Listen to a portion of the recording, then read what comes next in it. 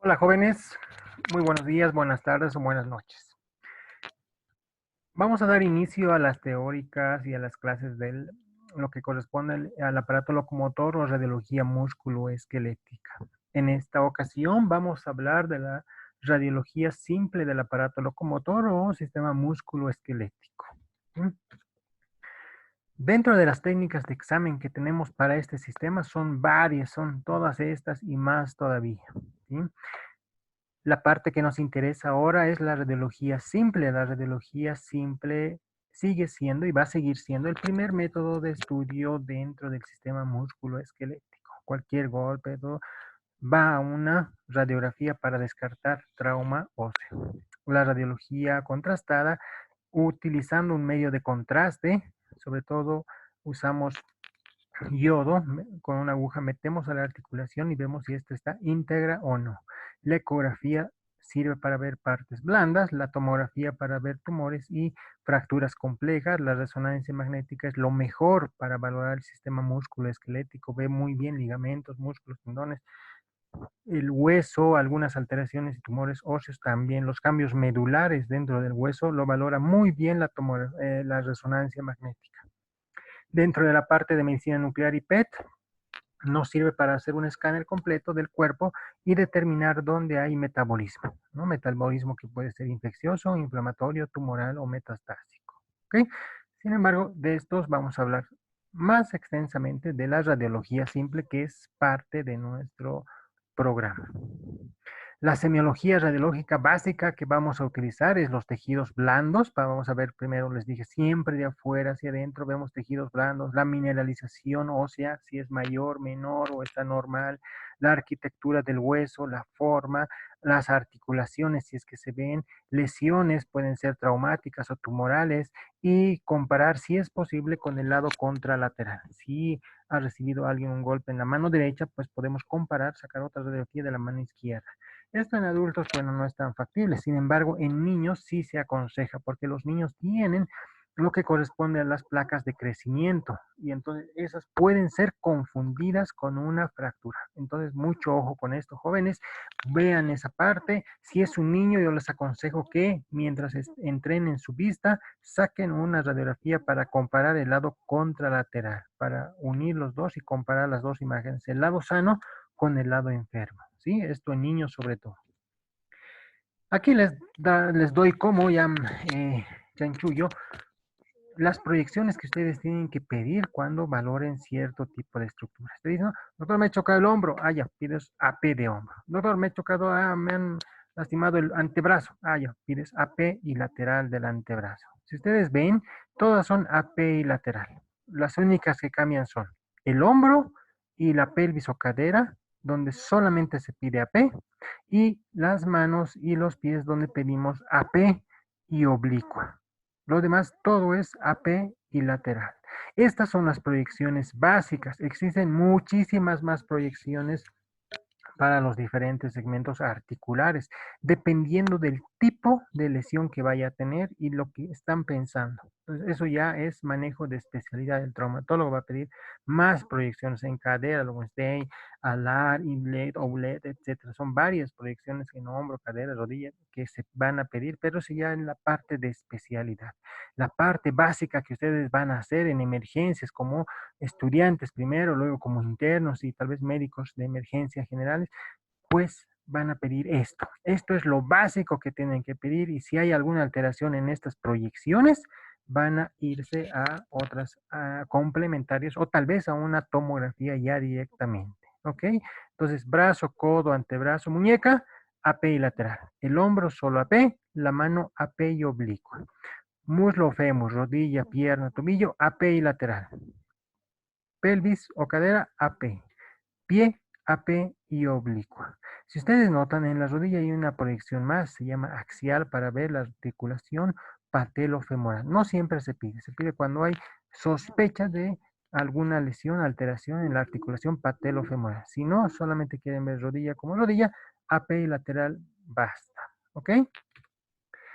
Vámonos un poco a lo que corresponde a la semiología radiológica, tanto del miembro superior e inferior. Esto es básico, ustedes ya conocen anatomía, lleva un año. Vamos a ver un poquito de lo que corresponde a radiología. Aquí tenemos una placa AP de hombro, fíjense, tenemos la articulación acromioclavicular, aquí está la articulación glenohumeral, la cabeza del húmero, el cuello quirúrgico, cuello anatómico, ¿no? Todo lo que corresponde a la cavidad glenoidea, ¿no? Y aquí esto les voy a dejar para que ustedes ya tengan esto como chanchullo cuando tengan que hacer el análisis, ¿no? Tal vez te venga un codo, le saca su proyección AP y lateral y veas y qué cosa es esto, qué cosa es esto. Entonces aquí ya tiene el chanchullo, ya tanto, aquí está el codo AP, el codo en lateral. Fíjense, toda esta proyección corresponde a la trochlea y capitel. Este es el olecrano como tal, ¿no? Aquí vemos la articulación de la muñeca, AP y lateral, ¿no? AP y lateral. Y la mano, AP y oblicua. Oblicua porque no podemos hacer lateral, había mucha sobreposición de los huesos y no podríamos ver nada. Por eso hacemos oblicua en la mano y también en el pie. Entonces aquí están los huesos del carpo, ¿sí? Los huesos, los metacarpianos, ¿sí? Aquí, ¿qué es lo que se ve en la articulación de la muñeca? La apófisis estiloides, la articulación, la apófisis radial, ¿no? La estiloides radial, etcétera. Entonces, esto les dejo ya para que ustedes puedan verlo y en PDF se va a quedar obviamente en la teórica y puedan verlo ustedes y repasarlo y tenerlo como chanchullito, ¿no? Para que puedan verlo cuando vean una placa. El miembro inferior es igual, aquí está lo que corresponde a la pelvis, la cadera derecha, izquierda, la cabeza del fémur, el cuello, la región trocantérica, trocánter mayor, trocánter menor, etc., ¿no? Los huesos ilíacos, el sacro, el pubis, ¿sí? Lo que corresponde a la rodilla, la proyección AP, la proyección lateral, que es lo que vemos. Aquí está la patela sobrepuesta, las espinas, las mesetas tibiales, el cóndilo medial, cóndilo lateral, el peroné como tal. En la proyección lateral se ve muy bien la rótula o patela, los cóndilos, el peroné, la tibia, la tuberosidad tibial anterior, donde se inserta el tendón rotuliano, ¿no? Y lo que les decía, en la rodilla a veces se puede pedir una placa más cuando sospechamos de lesión de la patela y el fémur, ¿no? El cóndilo, patelofemoral. Este espacio es lo que valoramos en ese tipo de alteración. Esta es una proyección axial de la rótula, ¿no? ¿Y qué van a ver? Esto, la rótula, las facetas, cóndilos, ¿no? Medial, lateral. Luego en el tobillo, igual les dije, sacamos una placa AP y una placa lateral. Vemoslo, la tibia, el peroné, el malleolo peroneal, el malleolo tibial, aquí está el astrágalo, todo lo que corresponde al espacio interarticular. En la proyección lateral, lo mismo, aquí está el calcáneo, el astrágalo, la articulación, ¿no? Aquí la base del quinto metatarsiano, el cuboides, el escafoides, etcétera, ¿no? Luego ya en la proyección de pie, hemos dicho sacamos una P siempre y los huesitos aquí están del tarso, ¿no? Los huesos del tarso, los huesos del metatarso y las falanges. Aquí corresponde esto al escafoides, primera, segunda, tercera cuña, etc. Les había dicho, en el pie también sacamos AP y oblicua cuando es traumatismo, ¿no? Traumatismo. Un trauma, le han pegado, le pisó el auto, lo que quieran, es AP y oblicua. A veces podemos sacar una lateral, ¿no? Pero no para ver traumas, sino sacamos lateral a veces para ver, medimos un ángulo y verificar que no tenga pie plano. En esa situación a veces pedimos una lateral o para ver alguna determinada lesión ósea. ¿Sí? Entonces aquí tienen igual, cuando vean los segmentos articulares y puedan ustedes repasar qué hueso es este, si se ha lesionado aquí, digan, ¿qué hueso es este? Ah, el astrágalo, ¿no? El calcáneo, se ha fracturado, ¿qué hueso es este? El calcáneo, etcétera, ¿no? O la patela, etcétera. Entonces igual lo van a tener acá como eh, para que puedan ustedes verlo a la hora de valorar una placa radiográfica de estos segmentos del miembro inferior. Vámonos a patología. Bien, lo demás, esto anterior era básico, pero tienen que saberlo obviamente. Si no saben lo normal, ya les dije, no vamos a aprender lo patológico. Vámonos a las patologías más frecuentes. Vámonos a la rodilla primero. Les dije que en las rodillas hacemos una proyección axial. Esto es lo normal. Fíjense cómo se ve la patela muy bonito, el espacio articular. Pero en este lado, fíjense, el lado derecho está alterado. Como la patela o rótula se va hacia afuera. ¿Ven cómo se va, se desvía? Hay disminución de este espacio. Incluso hay calcificaciones articulares aquí en la articulación patelofemoral. Entonces, esto es lo que se llama condromalacia o hiperpresión rotuliana externa. Y es muy frecuente en adultos y también en jóvenes. Tal vez a algunos de ustedes les duela la rodilla al sentarse, algún momento en la parte externa de la rodilla, a veces les duele. Es porque a veces los jóvenes ustedes hacen mucha sobrecarga, ¿no? Sacan, igual las mujeres quieren sacar músculo, ¿no? Músculos para lucir mejor la parte de las piernas. Entonces solamente hipertrofian la parte del cuádriceps, ¿no? Todo lo que es afuera, ¿no? Y como hipertrofian esa parte, pues jalan la patela hacia el otro lado, hacia la parte externa, ¿no? Por lo tanto, esta región interna lo dejan así, hipotrófico. Entonces, siempre que hagan ejercicio, no solo fortalezcan el cuádriceps, también fortalezcan los aductores. Los aductores hacen presión aquí y estabilizan, jalan hacia adentro y estabilizan la posición normal de la patela. ¿Sí? Entonces, cuando tengan ese tipo de lesiones, grados leves, el traumatólogo les dice, no, fortalecer los músculos aductores para tener equilibrio en esta parte. Entonces, esto se llama la enfermedad condromalacia femoropatelar o en rayos X, así si ven, se llama hiperpresión rotuliana externa. Es muy frecuente en jóvenes y en adultos. Luego, en las mujeres, sobre todo, y algunos, uno que otro varón, tenemos los juanetes. ¿Quién no ha escuchado? Juanete. Eso en la parte ya civil, ¿no? Los que no saben.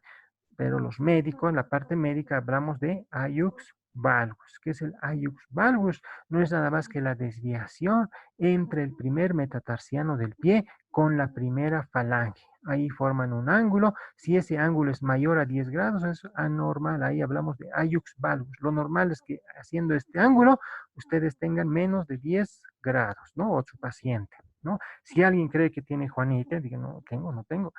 Sáquese una placa anteroposterior o dorso plantar del pie y ustedes mismos mídanse esta línea, trace una línea ahí, trace una línea por el centro del primero y vean su ángulo. Si es menos de 10, dirán, estoy normal.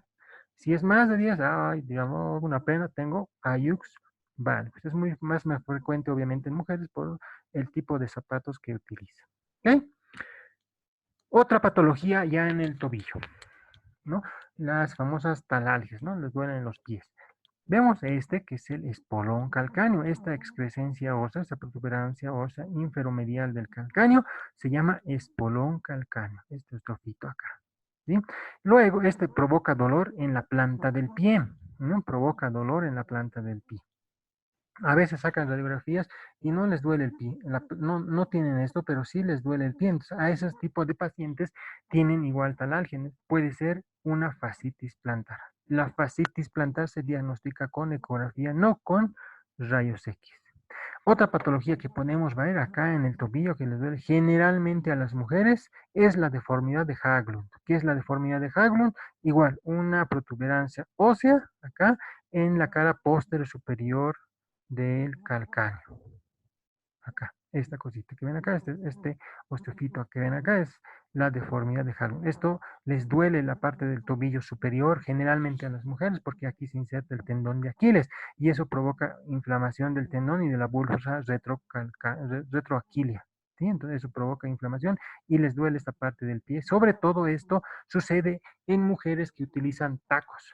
Entonces, hay mucho taco, pues a veces puede provocar esto. Igual se le da tratamiento y si no se puede resolver con tratamiento médico, vamos a cirugía, ¿no? El traumatólogo extirpa esto, entra y lo retira, aquí igual entra y retira esto porque esto hace compresión. ¿Sí? ¿Okay? Entonces hemos aprendido un espolón calcáneo aquí abajo y aquí arriba una deformidad de Haglund. Los esguinces, ya vamos a la parte traumática, los esguinces, ¿no? Los esguinces que son rupturas de los ligamentos. Esguinces hay grados, ¿no? 1, 2, 3. Ningún esguince se ve por rayos X, ¿no? No se ve nada, excepto en el grado 3. En el grado 3 no se ve el esguince, lo que se ve es la separación de los de las estructuras óseas. Como en el grado 3 se rompe, es una ruptura total de los ligamentos, lo que hacen los ligamentos es unir huesos, ¿no? Hueso contra hueso. Si se rompe totalmente, este espacio interarticular se va a ampliar porque se rompió su base de sustentación. Por lo tanto, los esguinces grado 3 se pueden sospechar en placa simple, sí. ¿Cómo? Por el aumento del espesor o del diámetro del espacio interarticular. Con eso sospechamos. En cambio, grado 1 y 2, no se ve absolutamente nada. Todo está normal. ¿Ya? Y dirán, pero doctor, si no se ve en grado 1 y 2, ¿por qué le sacan rayos X? ¿No? Y a mí una vez me han sacado, me torcí mi pie y me han sacado rayos X, pero no han visto nada. ¿Pero por qué me han sacado si en grado 1, grado 2 no se ve nada, doctor? Es porque ustedes como médicos, o van a pedir ustedes como médicos, para descartar que no tenga lesión ósea, ¿sí? Porque a veces tiene algún grado de lesión ósea con traumatismos pequeños, o al contrario, no traumatismos grandes y no hay absolutamente nada. Entonces, se pide rayos X siempre para descartar la lesión ósea, ¿no? Saben que no se ve con rayos X el esguince, ya se sabe que tiene un esguince, ¿no? Lo que piden o quieren ver con placa simple es que no haya lesión ósea. Para eso se piden los rayos X. Luxaciones, que es la discontinuidad total de la articulación, fíjense, luxación de codo, luxación de hombro, ¿no? La luxación posterior es la más frecuente, una luxación de la rodilla, ¿ven? Fácil, ¿no? En esta parte de la luxación se ve muy, muy bonito, pues la luxación, ¿no? La discontinuidad completa. Pero a veces puede ser parcial, hablamos de subluxación y de diástasis cuando se rompe las articulaciones, o ahí existe lesión de las articulaciones fibrosas, ¿sí? Ahí hablamos de diástasis. Fracturas, ¿no? Qué dolor. Existen múltiples clasificaciones de fracturas en los diferentes segmentos corporales óseos, ¿no? Hay tantas clasificaciones que nadie lo domina todo, ¿no? En la parte traumatológica van a ver ustedes epónimos en las fracturas, ¿no? O sea, nombres propios, me refiero. Muñeca, por ejemplo, van a ver lo que corresponde a la fractura de Coles, o en el tobillo la fractura de Weber, ¿no? Ese tipo de clasificaciones. Hay muchísimos más. Nosotros ahora aquí vamos a llevar la fractura de acuerdo al trazo fracturario, ¿sí? Si es transversal, va a ser ¿no? Una línea transversa, va a ser una fractura transversa. Si es lineal perpendicular, va a ser una fractura lineal. Puede ser una fractura oblicua, puede haber una fractura desplazada, miren cómo se ven desplazados los fragmentos, una fractura espiroidea o en espiral, ¿sí? Una fractura en tallo verde donde solamente se lesiona un periósteo, ¿no? Una cortical y la otra cortical está bien. Luego la fractura conminuta cuando produce estallamiento o también llamado multifragmentaria. Entonces, así se clasifican las fracturas según su trazo fracturario. Aquí tenemos ejemplos. Aquí está una fractura transversa, parcialmente desplazada, ¿no? Se está desplazando. Si hubiera un poquito más, ya estaría completamente desplazada. Pero por el trazo fracturario, esta es una fractura transversa. Esta es una fractura oblicua, ¿ven? Oblicua.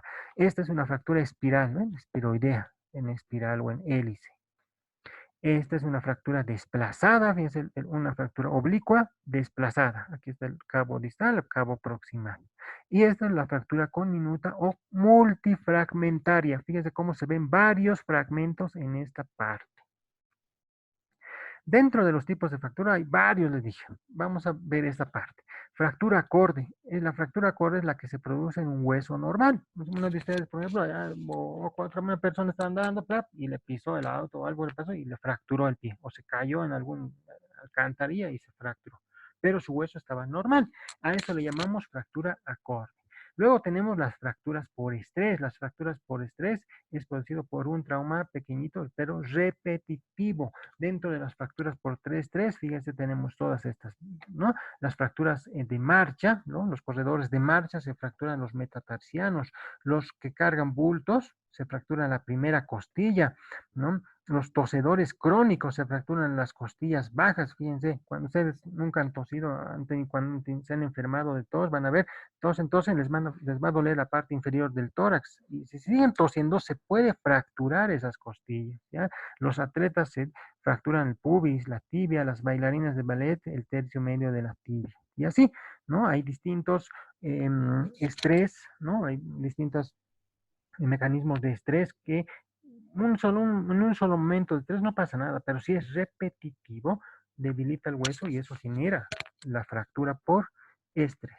Luego tenemos la fractura patológica. La fractura patológica es aquella fractura que se produce donde hay lesión ósea, como por ejemplo un tumor. En este caso vemos acá, esta es una fractura patológica del fémur izquierdo. Fíjense, aquí está la cabeza, cuello, trocánter y aquí abajo y una lesión. Aquí había un tumor óseo que se estaba comiendo el hueso, una lesión osteoclástica, ven, negro. Entonces, justo ahí se cayó y se fracturó, ¿no? Entonces, la fractura patológica se produce cuando o donde existe una lesión ósea como un tumor, ¿no? Puede ser un hueso debilitado, también en osteoporosis también sucede eso. Entonces, a veces dicen, no, me he caído y no, y ha aparecido un tumor, ¿no? Es que a veces ya tenía el tumor y lo que ha hecho con el golpe es fracturarlo y que sea evidente. ¿Sí? Por eso, cada vez que sufren algún golpe, un trauma, etcétera, van a ver ustedes que siempre les van a pedir su radiografía de ese miembro, de ese segmento, ¿no? Para descartar una patología en un hueso acorde o alguna especie de tumor. A veces le sacamos y tiene un tumor, no tiene fractura, tiene un tumor ahí como hallazgo. Luego, las fracturas en los niños es las que hemos visto todas, pero hay dos también que se presentan predominantemente en los niños. La fractura en tallo verde, que es la fractura de un solo lado del hueso, y la fractura en tubo de plomo, que es donde por la impactación se produce salida de este huesito. Aquí está la fractura en tallo verde. Cuando ustedes tienen una rama verde, han visto, lo quieren, lo doblan y se rompe solamente una parte, no se rompe la otra. Por eso se llama en tallo verde. Solamente se rompe una cortical, estando la otra normal. Y esta que es en rodeta, caña de bambú o tubería de plomo, que es producido por una impactación, ¿no? Impactación axial, esto de arriba hacia abajo y de aquí hacia arriba, y produce esta sobresaliente, ¿no? Por la fractura en caña de bambú o rodete también se llama, su propia de las fracturas de la niñez, el tallo verde y rodete. ¿Qué más tienen los niños? Los niños tienen placa de crecimiento, ¿no? Aquí está la placa de crecimiento que hemos dicho no se ven por rayos X, aparece como una línea negra.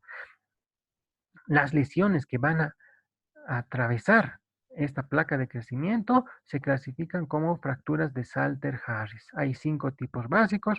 Una es recta, lineal a la placa de crecimiento. Otra, el tipo 2, la placa de crecimiento más la porción superior. El tipo 3, placa de crecimiento más la porción inferior. El tipo 4, parte de la placa de crecimiento con porción superior y porción inferior. Y el tipo 5 es porque se produce lesión completa del cartílago de crecimiento y esto provoca un aplastamiento. Este es el peor porque aquí ya se ha lesionado completamente la placa de crecimiento y ustedes saben que por dónde crece el hueso, por la placa de crecimiento. En este caso, estos niños ya no crecen, ese segmento del hueso ya no crece. Entonces, dirán, pero se va a quedar chiquitito. Antes se quedaba chiquitito, sí. Actualmente existen técnicas traumatológicas de elongación ósea. Entonces, a veces se fractura más allá, se fractura y se separa. Y se va a ir creciendo poco a poquito ese huesito en los niños. ¿Ya? Entonces, hay técnicas actualmente de elongación ósea para contrarrestar este tipo de lesiones. Entonces, existe una clasificación, se llama Salter-Harris en fracturas de la niñez. Esto también van a volver a verlo ustedes seguramente en traumatología y tal vez en pediatría, pero ya lo conocen ahora. Vámonos a las artropatías. Las artropatías, vamos a ver dos importantes, ¿no? Vean la articulación normal en un esquema. Este es un cambio degenerativo, la osteoartritis, ¿sí? Vean cómo se va degenerando y el hueso se va volviendo más grueso e irregular. Y esta es la artritis reumatoide, donde existe frecuentemente lesiones de la cápsula articular y el huesito se va a ir erosionando, va a irse comiendo al hueso. Vamos a la artritis reumatoide, que es una enfermedad inmunológica. En las fases iniciales puede no verse nada. Se ve todo esto, ¿no? Pero en la parte práctica a veces no se logra visualizar adecuadamente. Decimos sí, no, dudamos, ¿no? En esta fase, aumento simétrico de las partes blandas, ¿sí? La osteoporosis yuxtaarticular y algunas erosiones sutiles, ¿sí? Algunas erosiones articulares. En la fase tardía es más fácil porque existe subluxaciones, porque si se está comiendo el huesito, ¿no? Si se está comiendo el huesito, va a deformar el mismo, provocando estas subluxaciones. Luego tenemos la osteopenia difusa. Habíamos dicho, hay osteoporosis yuxtaarticular. Al inicio solamente se lesiona o se va descalcificando la parte articular. Con el transcurso del tiempo va a disminuir la mineralización de todos los huesitos, ¿ya? Hay después disminución simétrica del espacio articular, o sea, ya no va a haber espacio articular, sino va a ir cerrándose ese espacio. Entonces, en la parte inicial, vean ustedes todos los huesitos blanquitos normales, pero la parte de la articulación, fíjense, todo es negrito. A esto le llaman incluso el signo de luto, algunos, ¿sí? A esto le llamamos es la osteoporosis periarticular o yuxtaarticular. Esto.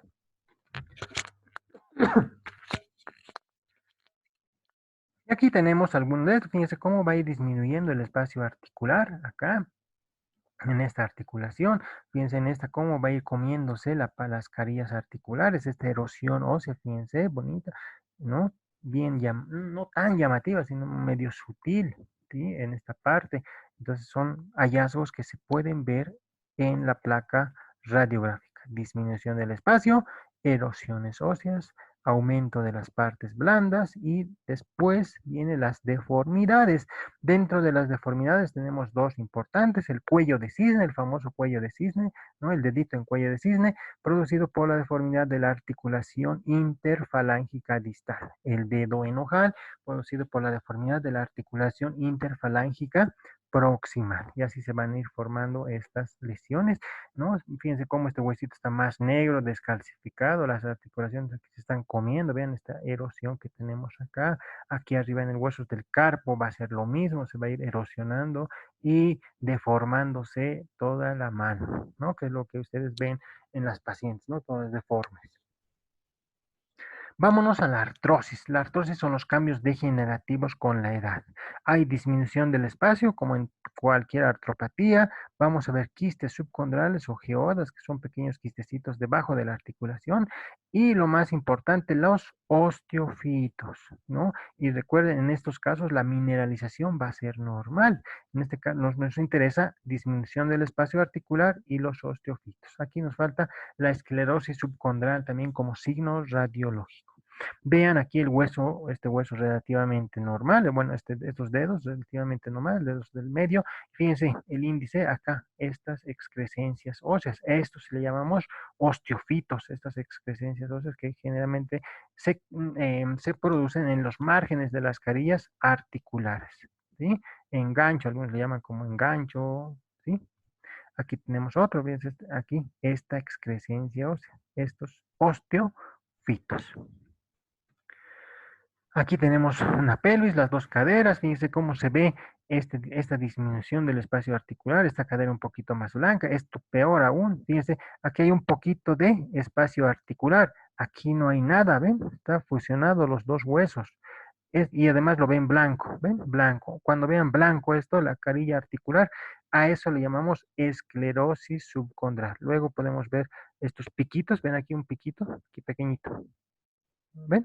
Ese pequeñito es un osteofito. Les dije, las excrescencias óseas periarticulares son los osteofitos. Entonces aquí hablamos de una cadera, una artrosis de cadera. En este caso, artrosis de cadera se llama coxartrosis. Este debe ser un grado 3 y este un grado 4, ya fíjense, por la anquilosis.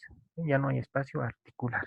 Entonces la artrosis se va a clasificar en 4 grados según la clasificación de Kellner y Lawrence. En el estadio 1 hay unos osteofitos chiquitos, estadio 2 unos osteofitos un poquito más marcados, en el estadio 3 sí hay osteofitos bien marcados, disminución del espacio articular. En el grado 4 hay los osteofitos y mucha disminución del espacio articular con tendencia incluso a la anquilosis, ¿no? Que los dos huesos se fusionan. En estos grados ya el paciente tiene que pensar en una prótesis de ese segmento articular, en este caso, prótesis de rodilla, ¿no? Entonces, esta es la escala de Kegel-Lawrence para describir los grados de artrosis que existen y que se puede ver en la placa radiográfica.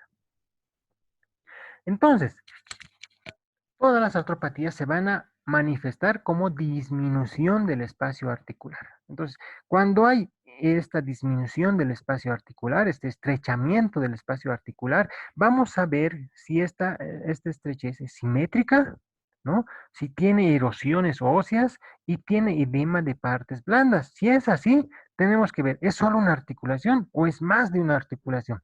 Si es solo una articulación, nos vamos a las artritis infecciosas, artritis sépticas. Si es más de una articulación, esta puede ser una artritis reumatoide, ¿ok? Así de simple, ¿ok? Pero en esta otra parte, este estrechamiento articular es asimétrico. Además hay osteofitos. Si hay osteofitos, hemos dicho, es por degeneración. Entonces, si hay disminución del espacio. ¿Hay osteofitos? Fácil, esto es artrosis, ¿ok? Entonces, los osteofitos, cuando ven disminución del espacio y osteofitos, piensen en artrosis, o sea, cambios degenerativos. Ya para terminar, vámonos un poquito de tumores óseos, no está en su programa, pero solamente una diapositiva para esto. Hay tumores óseos benignos, malignos, tumores que forman hueso, como las lesiones osteoblásticas se llaman, y tumores que destruyen el hueso, como tumores osteoclásticos. ¿Sí? Estos se comen el hueso y estos blásticos forman hueso. Fíjense, aquí tenemos una lesión ósea osteolítica, ¿ven? Un espacio negro, es un quiste óseo simple. Hay quistes aneurismáticos, etcétera, o otras lesiones que se van comiendo el huesito. Esto solamente para mostrarles. Aquí tenemos una lesión formadora de hueso. Vean cómo se forma aquí un tumor óseo, ¿no? Solamente para mostrarles. Porque existen, ya les dije, tumores benignos, malignos, que destruyen hueso, que forman hueso. Esto van a ver un poco más en la parte de traumatología. Hasta aquí la placa simple sigue sirviendo y sirve como método de diagnóstico. A veces no se puede hacer un buen diagnóstico. Entonces pues metemos una aguja de biopsia, ¿no? Y pues sacamos un pedazo de muestra para que el patólogo nos diga que siempre es, ¿no? Entonces, la placa, a la vez de darnos un diagnóstico preliminar, nos sirve como guía para meter la aguja y sacar una muestra de biopsia. Vámonos a los otros métodos de imagen. En este caso, la tomografía computarizada sirve para ver tumores, ¿no? Caracterizar un poquito mejor y sobre todo para caracterizar fracturas complejas. Fracturas complejas en hombro, cadera, tobillo, por ejemplo, estallidos en tobillo, el calcáneo que se estalla, etcétera, son lesiones que la mayoría de las veces tienen que ir a tomografía para hacer una reconstrucción volumétrica y que el cirujano traumatólogo pueda ver y él planificar al día para su cirugía, ¿no? No es lo mismo tener estas imágenes que ver solamente una plaquita, ¿ok? Entonces se prefiere la tomografía para fracturas complejas. La ecografía es muy útil para partes blandas en el sistema musculoesquelético. Valora muy bien piel, tejido subcutáneo, el plano muscular y las articulaciones. Las articulaciones, los tendones superficiales y los ligamentos. ¿Sí? Aquí, por ejemplo, hay una lesión muscular, es un desgarro muscular. Esta es una articulación del hombro, este es el músculo, perdón, el tendón del supraespinoso, aquí está el húmero, y fíjense, aquí hay una bursitis subacromio subdeltoidea, esto debe ser de unos 2, 3 milímetros, ¿no? Una bursitis. Entonces, la ecografía no solo nos ayuda en el diagnóstico, sino también en el tratamiento. Aquí se ha metido una aguja, esta bursa, fíjense, esto mide 2, 3 milímetros. Qué precisión para meter la aguja y sacar una muestra, drenar, etcétera, o meter medicamentos para hacer bloqueos, ¿no? Articulares como tal, para que no le duela o disminuya la inflamación. Entonces, para eso nos sirve la ecografía en todo el sistema musculoesquelético, joven. Se puede hacer ecografía de muñeca, codo, hombro, rodilla, cadera, tobillo, del mi dedo del pie, de mi dedo índice, mi dedo ayo. Se puede hacer ecografía para ver partes blandas, piel, tejido subcutáneo, músculos, tendones, ligamentos superficiales. Luego tenemos la resonancia magnética. La resonancia es lo mejor para valorar el sistema musculoesquelético, por si acaso. Lo mejor para ver el músculo esquelético, ¿no? Tienes derrame, resonancia. Tienes una pequeña fractura y compleja, pues, resonancia. Si es solamente fractura, no necesitas, ¿no? Una tomografía basta y sobra.